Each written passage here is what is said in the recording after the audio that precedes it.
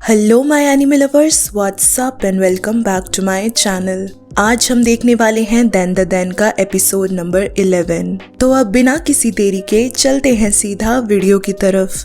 इतने सालों बाद अपने बचपन के फ्रेंड जीजी को अचानक से देखकर मोमो सरप्राइज हो जाती है। जीजी मोमो का फर्स्ट क्रश भी था, जिसे जानने के बाद ओकरुन उसके लुक्स को नोटिस करता है। जीजी दिखने में काफी कूल और हैंडसम था। ओकरुन बॉयज में मोमो के प्रेफरेंस को जानता था कि उसे टफ बॉयज पसंद है। अगर जीजी उसका क्रश था तो वो पक्का काफी टफ होगा। जीजी जैसे ही बोलना शुरू करता है, हमें पता चलता है कि वो अपने लुक से काफी ज्यादा ऑपोजिट है। जीजी काफी ज्यादा एनर्जेटिक और फ्लर्टी नेचर का लड़का था, जो बात बात पर मोमो की क्यूटनेस की तारीफ कर रहा था। नानी को भी ग्रीट करते हुए वो उनकी ब्यूटी की तारीफ करता है, जिसे सुनकर नानी कहती है कि वो बिल्कुल भी नहीं बदला है और पहले की तरह ही स्मार्ट भी है। नानी जीजी को घर में कंफर्टेबल होने के लिए कहती है। मोमो ये बात जान के हैरान रह जाती है जब नानी उसे बताती है कि जीजी उनके साथ रहने वाला है। बचपन से ही जीजी मोमो को काफी परेशान किया करता था, जिसके कारण मोमो उसके घर पे रुकने से चिढ़ जाती है। ये खबर सुन के ओकरुन का मूड भी थोड़ा ऑफ हो जाता है। वहीं आयरा जीजी को देखकर सस्पिशियस हो जाती है।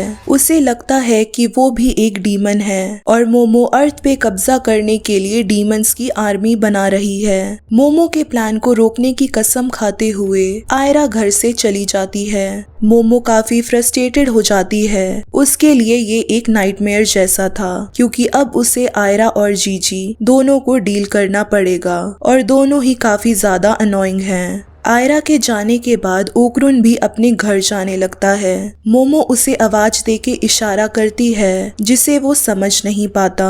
मोमो बोलती है कि वो उसे कुछ बोलना भूल गया है। जाने से पहले उसे हमेशा सी यू टुमारो बोलना चाहिए। ओकरुन धीरे से इस स्टेटमेंट को रिपीट करता है। जीजी के आने की वजह से ओकरुन को बहुत ही ज्यादा जेलसी हो रही थी, जिसकी वजह से वो अपने दिल पे हाथ रखते हुए वहां से जाने लगता है। जब जीजी खाना खा रहा था, मोमो नानी से क्लैरिफिकेशन मांगती है कि वो उनके साथ आखिर क्यों रह रहा है। नानी बताती है कि उसके पेरेंट्स हॉस्पिटल में एडमिट हैं, इसलिए वो यहाँ पे रहने आया है। मोमो इस बात से कन्विंस नहीं होती और कहती है कि उसे ऐसी सिचुएशन में अपने रिलेटिव्स के घर पे रहना चाहिए। मोमो के ऐसे रूड बिहेवियर के लिए नानी उसे क्रिटिसाइज करती है। जीजी की साइड लेने के कारण जीजी नानी की तारीफ करता है, जो नानी को काफी ज्यादा पसंद आता है। खुश होकर वो उसे और भी ज्यादा खाना देती हैं। खाने के बाद मोमो बर्तन धोती है, जिसमें जीजी भी उसकी मदद करता है। बचपन में मोमो का मजाक उड़ाने के लिए जीजी उससे माफी मांगता है और ये रिवील करता है कि अब वो भी स्पिरिट्स को देख सकता है। मोमो ये सुनकर हैरानी से पूछती है कि क्या गोल्डन बॉल उठाने के बाद से उसे स्पिरिट्स दिखाई देने लगे हैं। जीजी उसके इस सवाल से कंफ्यूज हो जाता है। फिर वो अपनी स्टोरी शेयर करता है कि कैसे उसका नया घर हॉन्टेड हो चुका है। स्टार्टिंग में सब कुछ नॉर्मल था, लेकिन धीरे धीरे उसे घर पे अजीब सा फील होने लगा था। उसने जब ये बात अपनी फैमिली को बताया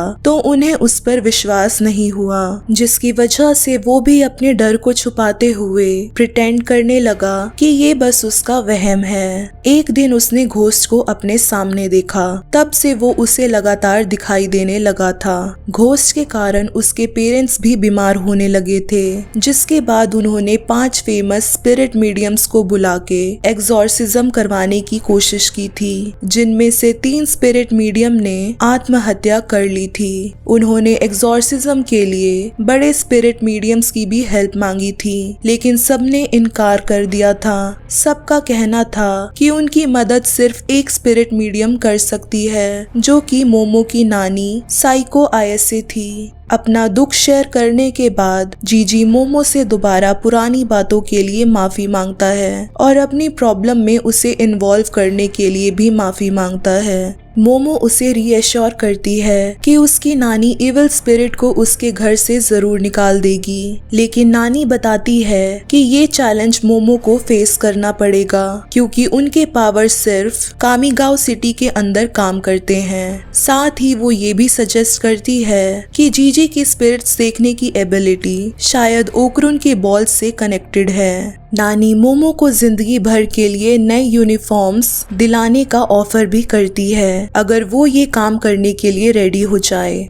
मोमो के स्कूल में ट्रांसफर लेने के बाद जीजी क्लासमेट्स को अपना इंट्रोडक्शन देता है। क्लास की सारी गर्ल्स जीजी के लुक्स और पर्सनालिटी से इम्प्रेस होती है। जीजी भी पूरी क्लास के सामने एक लड़की से फ्लर्ट करते हुए उसका मोबाइल नंबर मांगता है। टीचर उसे मोमो के बगल वाली सीट में बैठने को बोलते हैं क्योंकि वो उसके जान पहचान का था। मोमो उसके प्रेजेंस को इग्नोर करने की कोशिश करती है। वहीं वो मोमो के फ्रेंड्स मीको और मूको से भी फ्लर्ट करता है, जिससे वो दोनों भी उससे इम्प्रेस हो जाती हैं। जीजी क्लासरूम में ये अनाउंसमेंट कर देता है कि वो और मोमो एक साथ रहते हैं। मोमो के साथ अपनी रिलेशनशिप को एग्जैजरेट करते हुए वो उसे अपना लवर बताता है। मोमो इरिटेट होके उसे क्लास में रूमर्स फैलाने से मना करती है। मोमो को डिफेंड करते हुए मूको कहती है कि वो मोमो से दूर रहे क्योंकि उसका बॉयफ्रेंड ओकरुन है। वहीं दूसरी तरफ ओकरुन इस बात से परेशान था कि फर्स्ट क्रश होने के कारण शायद मोमो के अंदर अभी भी जीजी के लिए फीलिंग्स हैं। अगर दोनों डेट करना शुरू कर देंगे तो मोमो अपना ज्यादा समय जीजी के साथ बिताएगी और ओकरुन से अपना कनेक्शन तोड़ देगी। जेलेसी की वजह से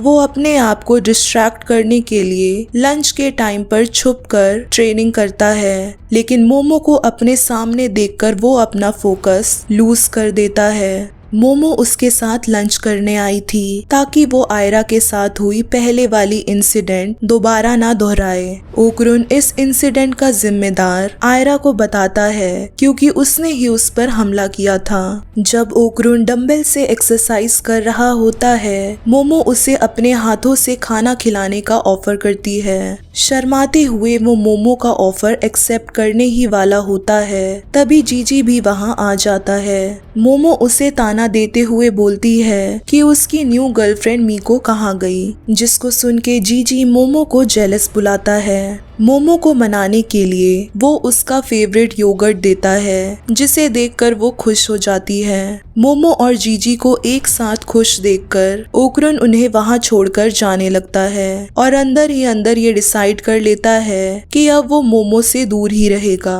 तभी वो बायोलॉजी लैब के मॉडल को अपनी तरफ तेजी से आते हुए देखता है और मोमो को भी उसके बारे में वार्न करता है। मोमो भी अचानक से उसे देखकर डर जाती है और उसे रोकने के लिए अपने पावर्स को इस्तेमाल करने की कोशिश करती है, लेकिन जीजी मोमो को खींचकर बचा लेता है। जब मॉडल उनके ऊपर से कूदकर भागता है, मोमो उसके ऊपर एक शाइनी ऑब्जेक्ट देखती है। उसे लगता है कि मॉडल के पास ओकरुन का दूसरा गोल्डन बॉल है। वो अपनी साइकिक पावर से मॉडल को दोबारा रोकने की कोशिश करती है, लेकिन उसकी तेज स्पीड की वजह से मोमो और जीजी दोनों मॉडल के साथ खिंच जाते हैं। ओकरुन दोनों को बचाने के लिए टर्बो ग्रैनी में ट्रांसफॉर्म होके उनके पीछे भागता है। मोमो भी अपने पावर से मॉडल को कंट्रोल करने की कोशिश करती है, जो तेजी से सड़क पर भाग रहा होता है, और थोड़ी ही देर में वो घर के छतों पर चढ़कर भागना शुरू कर देता है। ट्रांसफॉर्म ओकरुन को देखकर जीजी को लगता है कि एक और मॉन्स्टर उनका पीछा कर रहा है। मोमो अपने पावर से एक हाथ से मॉडल को पकड़ती है और दूसरे हाथ से ओकरुन को भी, जिसके कारण वो खुद सड़क पर एक बस से टकराने वाली होती है, लेकिन सही वक्त पर ओकरुन उन्हें बचा लेता है। वो दोनों को अपनी पीठ पर बैठाकर मॉडल का पीछा करते हुए छत पर भागने लगता है। डर के मारे जीजी ओकरुन को मॉन्स्टर कहते हुए मारने लगता है। तब मोमो उसे बताती है कि वो कोई मॉन्स्टर नहीं बल्कि उसका दोस्त ओक्रुन है। ओक्रुन और जीजी मिलकर मॉडल को खींचने में मोमो की हेल्प करते हैं। खुद को छुड़ाने के लिए मॉडल अपने आप को डिसअसेंबल कर लेता है, जिससे वो तीनों की पकड़ से बचकर भाग जाता है। मॉडल के चिल्लाने की आवाज सुन के उन्हें उसकी लोकेशन पता चल जाती है। तीनों उसकी आवाज को फॉलो करते हुए एक जंक यार्ड में जाते हैं, जहां मॉडल थक कर जमीन पर गिरा हुआ था। ओक्रुन मोमो से पूछता है कि उसे आखिर ये कैसे पता चला कि मॉडल यहाँ पर है। तब मोमो रिवील करती है कि जब भागने के लिए मॉडल ने खुद को डिसअसेंबल किया था, तब उसने उसके हार्ट को पकड़ लिया था। हार्ट को दबाने से मॉडल को पेन हो रहा था, जिसके कारण वो चिल्ला रहा था। मोमो की इंटेलिजेंस को देखकर जीजी उसकी तारीफ करता है। मोमो मॉडल को एश्योर करती है कि वो उसे हार्म नहीं करेंगे और उसका हार्ट भी उसे वापस लौटा देंगे, लेकिन पहले उन्हें उसके गोल्डन बॉल को एग्जामिन करना है। अचानक से उन्हें कचरे के ढेर से एक फीमेल वॉइस सुनाई देती है, जो एनाटॉमिकल मॉडल को तारो नाम से बुला रही होती है। तारो तुरंत ट्रैश की तरफ रश करता है ताकि फीमेल मॉडल हाना को ढूंढ सके, जिसे वो मिलने के लिए तरस रहा था। हाना बायोलॉजी की पुरानी मॉडल थी, जिसके कारण उसे तोड़ के कूड़े में फेंक दिया गया था। हाना तारो को वहां से जाने के लिए कहती है, लेकिन तारो अपनी फीलिंग्स एक्सप्रेस करते हुए उससे कहता है कि वो उसे कोई नुकसान नहीं पहुंचने देगा। पहले उसकी जिंदगी बिल्कुल बेजान थी, जब से वो उसकी जिंदगी में आई है तब से हर चीज खूबसूरत हो गई है और वो उससे बहुत प्यार करता है। ये सब देखते हुए ओक्रुन को रियलाइज हो जाता है कि उसके मन भी मोमो के लिए सिमिलर फीलिंग्स है और वो एक दिन अपने दिल की बात मोमो को बता के रहेगा। सो हे गाइस, अगर ये वीडियो आप सबको पसंद आई है then don't forget to like, share and also subscribe to my channel. और बाकी के देन द देन के एपिसोड्स को चेकआउट करना मत भूलना। तब तक के लिए टेक केयर एंड सायोनारा।